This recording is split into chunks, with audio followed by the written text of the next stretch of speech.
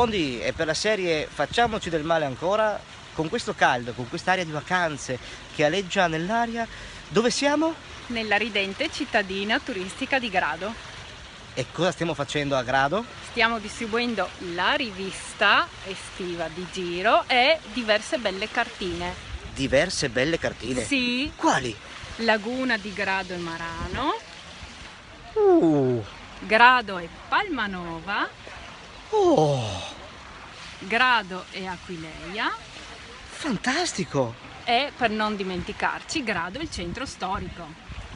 Spettacolare! E dove le possiamo trovare queste bellissime cartine e questa bellissima rivista? Le possiamo trovare in quasi tutte le strutture ricettive, bar, trattorie, ristoranti, gelaterie, pasticcerie, fame, Alberghi anche. alberghi. E soprattutto anche all'Infopoint di Turismo FVG, dove noi adesso andremo a fare questo bellissimo regalo e daremo le nostre cartine e le nostre riviste. Andiamo! Prendi su. Eccoci, arriviamo. Eccoci. Stiamo andando, eh? Sì, Caldo però, eh? sì, ma senza affa. Io mi lamento di meno, mi piace il caldo.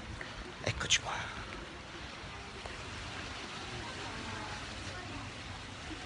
Live Grado. Dove le mettiamo? Dove, non lo so. Lì, mettiamole lì. Centro? Oh, Qua, qua. bene. Un arcobaleno di colori. Eccoci qua. Che si vedano tutte. Ecco, e la rivista? E la rivista la mettiamo qua. Con un'operazione strategica. Eccoci! Perfetto, quindi se volete trovare la cartina e la rivista di Giro, venite all'Infopoint di Turismo FVG. E fatevi una bella passeggiata a Grado. Magari anche una nuotata voi che potete. Esatto. Grazie. Viva Giro! Viva Giro! Viva Ciao! Giro! Ciao!